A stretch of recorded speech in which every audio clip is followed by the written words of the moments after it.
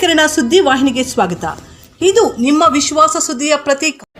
ಕ್ಷೇತ್ರ ಶಿಷ್ಟಾಧಿಕಾರಿಗಳೇ ಹಾಗೂ ಅಧ್ಯಕ್ಷರಾಗಿರ್ತಕ್ಕಂಥ ವೆಂಕಟಗಿರಪ್ಪ ಅವರೇ, ಸೊಣ್ಣಪ್ಪ ಅವರೇ, ಜಗದೀಶ್ ಅವರೇ ಹಾಗೂ ನಾನ್ಸಮಣ್ಣವರೇ ಹಾಗೂ ನಾರಾಯಣಮ್ಮ ಅವರೇ, DC ಬ್ಯಾಂಕ್ ನಿರ್ದೇಶಕರಾಗಿರ್ತಕ್ಕಂಥ ರಘುಪತ್ ರೆಡ್ಡಿ ಅವರೇ ಹಾಗೂ ಪ್ರಗತಿ ಚಾರಿಟಬಲ್ ಟ್ರಸ್ಟ್ನ ಸೋದರ ಮಿತ್ರರಾಗಿರ್ತಕ್ಕಂಥ ಮುನೇಶ್ ಅವರೇ ಹಾಗೂ ನಮ್ಮ ನಿನ್ನೆ ತಾನೇ ನನ್ನ ತಾಲೂಕು ಆಡಳಿತಕ್ಕೆ ಮತ್ತೊಬ್ಬ ಫ್ಯಾಮಿಲಿ ಮೆಂಬರ್ ನನ್ನ ಕುಟುಂಬದ ಸದಸ್ಯರಾಗಿ ಬಂದಿರತಕ್ಕಂಥ ನಮ್ಮ ಕಾರ್ಯನಿರ್ವಹಣಾ ಅಧಿಕಾರಿಗಳಾಗಿರ್ತಕ್ಕಂಥ ಬಾಬು ಅವರೇ, ಎದ್ದೇಳಿ ಏನೋ ಪರಿಚಯ ಆಗಲಿ. ನಿನ್ನೆ ತಾನೇ ನಮ್ಮ ಊರಿಗೆ ಹೊಸದಾಗಿ ಕಾರ್ಯನಿರ್ವಾಹಕರಿಗೆ ಬಂದಿದ್ದಾರೆ. ತುಂಬಾ ಕ್ರಿಯಾಶೀಲ ವ್ಯಕ್ತಿ. ಇವ್ರ ಬಗ್ಗೆ ತುಂಬಾ ಕೇಳ್ಪಟ್ಟಿದ್ದೆ. ಯಾಕಂದ್ರೆ ಇವರು ಕೂಡ ಶ್ರೀನಿವಾಸಪುರದವರು ಅಂತ. ಕ್ರಿಯಾಶೀಲ ಅಂದ್ರೆ ಅರ್ಥ ಮಾಡ್ಕೋಬೇಕು ನೀವು. ಅವರು ಸ್ವಲ್ಪ ಓಕೆ. ಸೊ ಅದರಿಂದ ನಿಮ್ಮ ಆಶೀರ್ವಾದ ಎಲ್ರಿಗೂ ಇರಲಿ ಅಂತ ನಾನು ಕೇಳ್ಕೊಂತೀನಿ. Thank you. ಕೋಲಾರ ತಾಲೂಕು ಅಂತೀವಿ. ಓಟ್ ಮಾತ್ರ ಶ್ರೀನಿವಾಸಪುರ, ತಾಲೂಕು ಮಾತ್ರ ಕೋಲಾರ.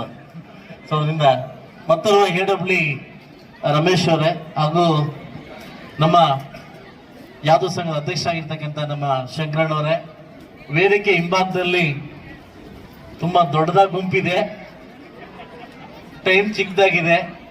ಎಲ್ಲ ನನ್ನ ಶಿಕ್ಷಣ ಮಿತ್ರರಿಗೂ, ವೇದಿಕೆ ಮುಂಭಾಗದಲ್ಲಿ ಆಸೀನರಾಗಿರ್ತಕ್ಕಂಥ ಎಲ್ಲ ನನ್ನ ಕೌಶಲ್ಯ ತರಬೇತಿಯ ಎಲ್ಲ ನನ್ನ ಶಿಕ್ಷಕರಿಗೂ ಹಾಗೂ ಇವತ್ತಿನ ಕೇಂದ್ರ ಬಿಂದುಗಳಾಗಿರ್ತಕ್ಕಂಥ ನನ್ನೆಲ್ಲ ಪುಟಾಣಿ ಮಕ್ಕಳಿಗೂ, ಈ ಕಾರ್ಯಕ್ರಮನ ಆಯೋಜನೆ ಮಾಡಿರ್ತಕ್ಕಂಥ ಎಲ್ಲ ನನ್ನ ಸಮನ್ವಯ ಎಲ್ಲ ಶಿಕ್ಷಕರು ಕೂಡ ನನ್ನ ಕಡೆಯಿಂದ ನಮಸ್ಕಾರಗಳು ತಿಳಿಸ್ತಾ, ಮಾಧ್ಯಮ ಮಿತ್ರರಿಗೆ ವಿಶೇಷವಾಗಿ ಮಾಧ್ಯಮ ಮಿತ್ರರಿಗೆ ನನ್ನ ಕೃತಜ್ಞತೆ ಸಲ್ಲಿಸ್ತಾ, ಈ ವೇದಿಕೆ ಸುಮಾರು ದಿವಸಗಳ ಹಿಂದೆ ಕಾರ್ಯಕ್ರಮ ಫಿಕ್ಸ್ ಆಗಿತ್ತು. ವಿಶೇಷವಾಗಿ ಪ್ರತಿಭಾ ಕಾರಂಜಿ ಅಂತಂದ್ರೆ ಗೌಪ್ಯವಾಗಿ ಅಡಗಿರ್ತಕ್ಕಂಥ ಮಕ್ಕಳ ಕೌಶಲ್ಯವನ್ನ ಒಂದು ವೇದಿಕೆ ಮುಖಾಂತರವಾಗಿ ಮಕ್ಕಳು ವಿದ್ಯಾರ್ಥಿದಲ್ಲಿ ಮಾತ್ರ ಅಲ್ಲ, ಶೈಕ್ಷಣಿಕ ಮಾತ್ರ ಅಲ್ಲ, ಒಂದು ಬೇರೆ ಸಾಂಸ್ಕೃತಿಕ ಮತ್ತು ಇತರೆ ಪ್ರತಿಭೆಗಳು ಕೂಡ ಆಚೆ ತರ್ತಕ್ಕಂಥ ವೇದಿಕೆ ಈ ಪ್ರತಿಭಾ ಕಾರಂಜಿ ಆಗಿದೆ.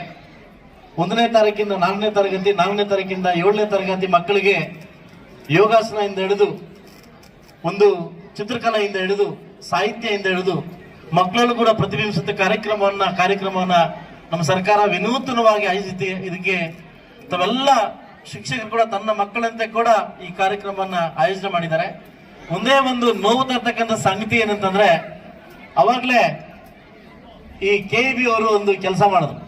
ಏನಂತಂದ್ರೆ, ನಾವು ಪ್ರತಿಭಾ ಕಾರಂಜಿ ಬರೆಸ್ತೀವಿ, ನಾವು ಪ್ರಬಂಧ ಸ್ಪರ್ಧೆ ಬರೆಸ್ತೀವಿ ಅಂತಂದ್ರು. ನಾನು ಒಬ್ಬನಾದ್ರೂ ಗಂಡು ಮಕ್ಳು ಬರ್ತಾನ ಅಂತ ವೆಯ್ಟ್ ಮಾಡ್ತಾ ಇದ್ದೆ. ಒಬ್ಬರು ಬಂದ.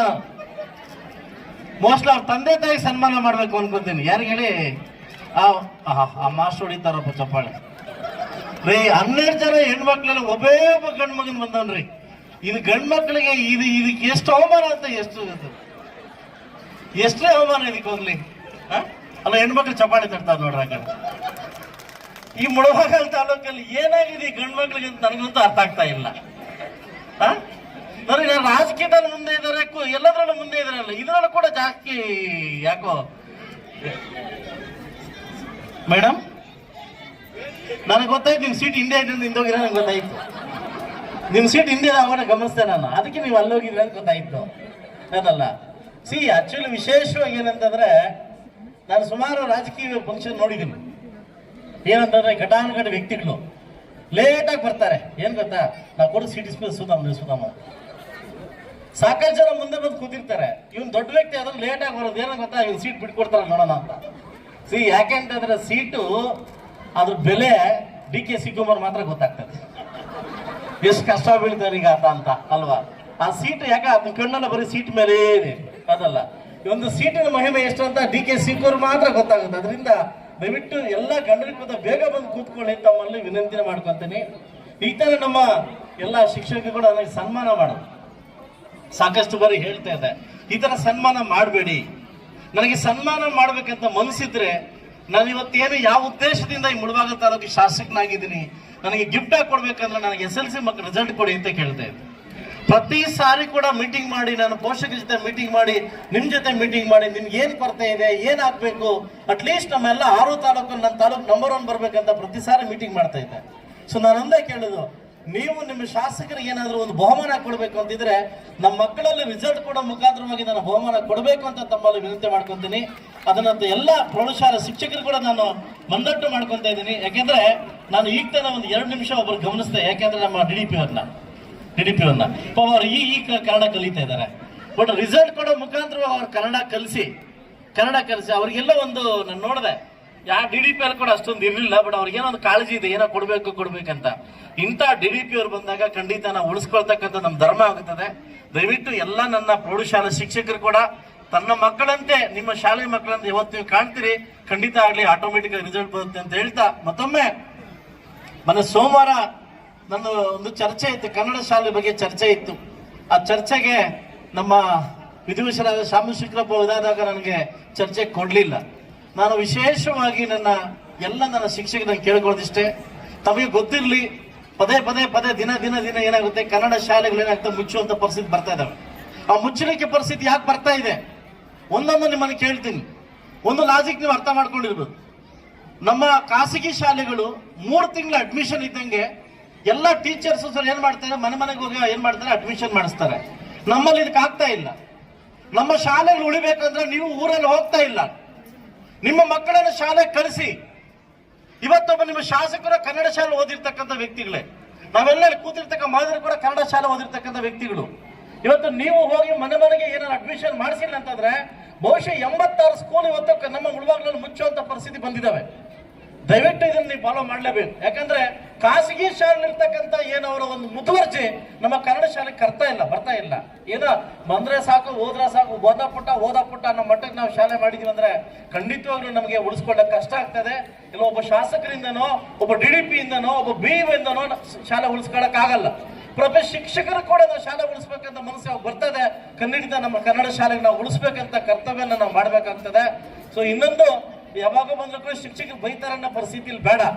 ಆದ್ರೆ ಟೈಮ್ ಟು ಟೈಮ್ ಯಾವಾಗ ನೀವು ಹೋಗ್ತೀರಿ, ಟೈಮ್ ಟು ಟೈಮ್ ಯಾವಾಗ ನೀವು ಶಾಲೆ ಅಟೆಂಡ್ ಆಗ್ತೀರಿ, ಬಹುಶಃ ಶಾಲೆನ ಉಳಿಸ್ತಕ್ಕಂಥ ಔದಾರ್ಯವನ್ನ ನೀವು ಕಲ್ಕಂತೀರ ಅಂತ ನನಗೆ ಒಂದು ಭರವಸೆ ಇದೆ, ಆ ನಂಬಿಕೆ ಇದೆ ಅಂತ ಹೇಳ್ತಾ, ಇವತ್ತಿನ ಕಾರ್ಯಕ್ರಮಕ್ಕೆ ತಾವೆಲ್ಲ ಬಂದು ಇಷ್ಟು ಅದ್ದೂರಿಯಾಗಿ, ಇಷ್ಟು ವಿನೂತನವಾಗಿ ಕಾರ್ಯಕ್ರಮ ಆಯೋಜನೆ ಮಾಡಿಕೊಟ್ಟಿದ್ದೀರಿ. ನಿಮ್ಮೆಲ್ಲರಿಗೂ ನನ್ನ ಕಡೆಯಿಂದ ಥ್ಯಾಂಕ್ಸ್ ಹೇಳ್ತಾ, ಈ ಕಾರ್ಯಕ್ರಮಕ್ಕೆ ನನ್ನ ಹೆಚ್ಚಾಗಿ ಮಾತಾಡ್ಬೇಕಂತ ಇದ್ದೆ.